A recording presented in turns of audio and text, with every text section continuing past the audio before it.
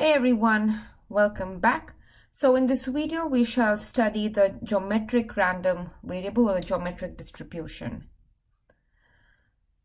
So what is it? So a geometric experiment is a statistical experiment that has the following properties. So first of all, it consists of a series of trials that conclude with the first success. Okay, so for example, you're tossing coins. So you keep tossing a coin. So you keep repeating your experiment of tossing a coin till you hit the first success. So in this case, if your success is getting a head, you keep tossing till you get a head. If your success is a tail, then you keep tossing till you get a tail. Okay, so each trial can result in only two outcomes, so head or a tail, success or a failure. Okay, so you repeat this until you hit a success, and you can only have two possible outcomes at each trial. Probability of success is the same for all trials. Probability of failure is 1 minus if P is the probability of success, Q is 1 minus P, so that's the probability of failure. All the trials are independent, so your toss, the result that you get in the first toss do not affect or are independent of the results in the subsequent ones. Geometric random variable is the number of trials on which the first success occur. So if your success occurs on the, so say you're tossing a coin and its head is a success, head occurs on the second one, then if x is a if x is a geometric random variable, then the value of x here would be 2, right? So x is a random variable, geometric random variable is the number of the trial on which the first success occurs. So here is the example. You toss a coin until head appears. So it consists of a series of trials that conclude with the appearance of a success. So the first condition is satisfied. Each trial results in only two possible outcomes. Probability of success is the same for all the trials. Obviously, then failure is also the same. The trials are independent, and this geometric random variable would be then the number of trial on which the first success occurs. Okay, so Y follows geometric, so G is for geometric with probability of success P, right? So in the geometric distribution has only one parameter. So if you remember in binomial, we had two parameters. N is the number of trials and P is the probability of success. In geometric, we just have one parameter, so that's P, which is the probability of success. So let's see. So probability that Y is equal to Y. So suppose Y is equal to 2 or maybe say 3, that means the first success occurs on the third trial. That means the first two trials were a failure, right? So probability of failure is Q. The first two trials are a failure, so Q squared times P, right? So in general, probability that Y takes a particular value Y is Q raised to Y minus 1. Because on the Yth trial, you have your success. That means the Y minus 1 have resulted in failure. All of them are independent. So Q raised to Y minus 1. P is the probability of success for that last one. And finally, Y can take values 1 to 0, 1, 2, and so on up to infinity, right? So it's possible that you observe the first success on the first trial itself. So in that case, Y is equal to 1. So Y takes the values from 1 to infinity. P is going to be between 0 and 1, and Q is just 1 minus P. So this is a PMF here, PMF of the geometric distribution. So let's see if this is a valid PMF, right? So for a valid PMF, now it's given that P is between, Q is between 0 and 1, therefore P is between 0 and 1, therefore Q is also between 0 and 1. So you multiply both of these numbers, so the probabilities are between basically 0 and 1. So let's check the second condition for the PMF, that is the sum of the probabilities is 1. So let's check that. So let's quickly verify here that this PMF given is indeed a PMF, that is the sum of the probabilities is 1. So this is a result that you might use. What does this say? That you have any number A, so 1 plus A squared plus AN plus dot dot dot. So you keep the sum goes on. So this is equal to 1 upon 1 minus a. Now this is only true if absolute value of a is strictly less than 1. What does it mean, absolute value of a is strictly less than 1? It means that a lies between -1 and +1. Okay, so this is just another way of writing this condition. So if you want to look at some of the probabilities, right? So we have q raised to y minus 1 times p, and y goes from 1 to infinity. P is constant, you pull p out. So for y is equal to 0, q raised to 0, that's 1. You get 1 plus q squared plus q cube, and so on. Now q is between 0 and 1, right? Q satisfies this particular condition. Therefore, we get this is 1 upon 1 minus q, which is just p. So p by p is equal to 1. So for this, you use this particular result. So this is a geometric series. Okay, this is a result that you should have in mind. You should know this one. So after we show that it is a valid PMF, we need to compute its expected value and its variance. So I will post the details of these calculations in another video. Okay, it's not very hard. However, I don't want to clutter this one. So look out for this in another video. However, remember the formula here, so that's not a bad idea. So here it says if y is a geometric random variable, its mean is 1 by p. Remember, p is the probability of success, and variance is 1 minus p by p squared, or you can also remember it as q by p. This is the version that is easier for me to remember. So mean is 1 by p and the variance is q by p, and we shall prove it elsewhere.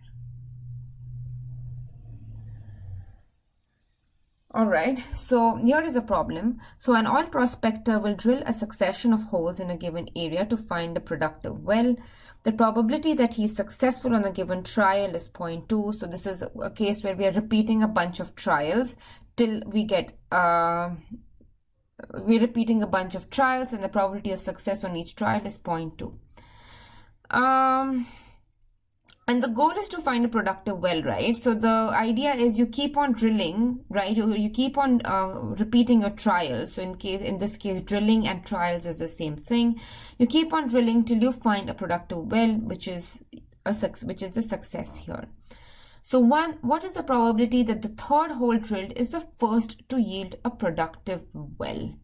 So if x is the number, so here, so what is a random variable? So whenever you keep on repeating an experimental success, it's going to be a geometric random variable. X is the number of holes or number of trials till the first success. And what we want to find here is probability that x is equal to 3, right? That the third hole is the first one to yield a productive well. Part 2, if the prospector can afford to drill at most 10 wells, what is the probability that he will fail to find a productive well? So he can drill only 10 wells. So he fails if the number of trials required to find a success is greater than 10, right? Because he'll stop at 10. So if you need 11, 12, 13 is the number of trials you need to find a success, then he will fail. So in part 1, we need to find probability x is 3. In part 2, probability x is strictly greater than 10.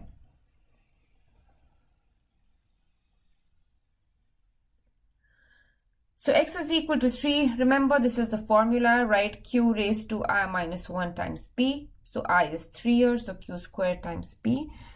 You can plug in the values here. Now to find probability x greater than 10, remember x can take infinitely many values. So it's 10, 11, 12 and so on, and that's not possible to calculate. So we'll go for its complement. So probability that x strictly greater than 10 is 1 minus x less than equal to 10. This is easier, kind of. So x less than equal to 10 is basically x is 1 plus 2 plus so on and all the way to 10. Now probability that x is equal to 1 is q raised to 0 times p, so that's just p. X is equal to 2 is pq, and so on all the way to 10 is p times q raised to 9.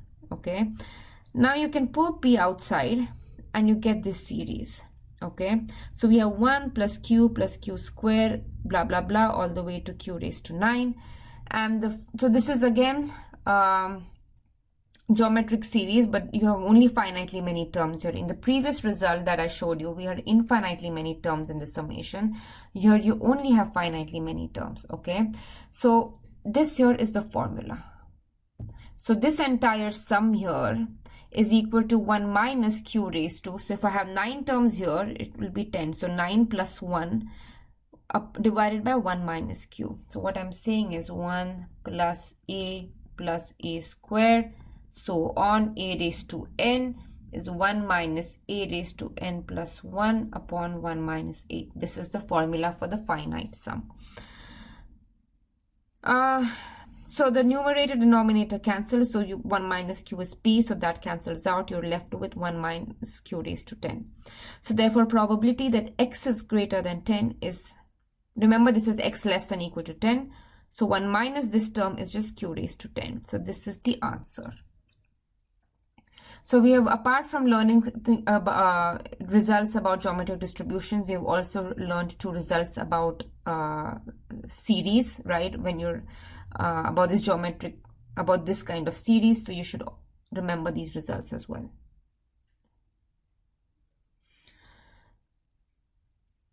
All I have here is the memoryless property of a geometric distribution. This is a very special property. So first of all, we need this result for this property. So what does this say? This says that probability that x is strictly greater. Okay, it's important that you remember this. If I add this here, the result changes. Okay, so x is strictly greater than x is q raised to x. Now I'm not going to show this here. You might see it in homework or practice problems, but in any case, you should be able to prove this. Yeah, you'll probably need the results about geometric series that I showed earlier, but this is pretty easy to show. Okay, so I'm not going to show this.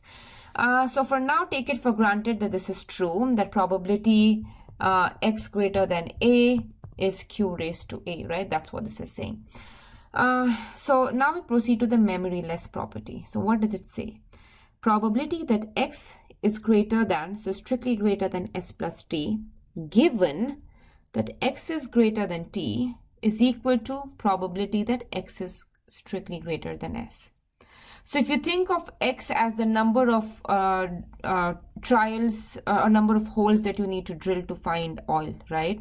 So given that you've already drilled t holes, right? What is the probability that you need to drill additional s holes? That is this side, right? Given that you've drilled t holes, what is the probability that you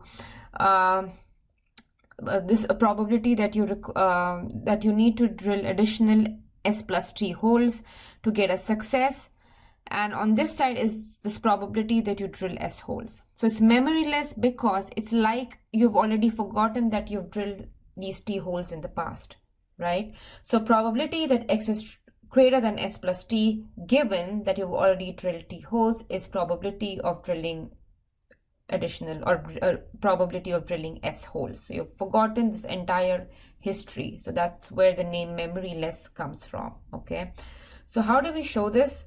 So this is the right hand side. So remember the formula for conditional probability, right? So it's probability of this given this is probability of the joint, there's a joint probability divided by probability of this guy. So this is the joint probability. So instead of intersection, I have the comma here, but it's the same thing. So what is the probability of, so in the numerators, x greater than s plus t and x is greater than t.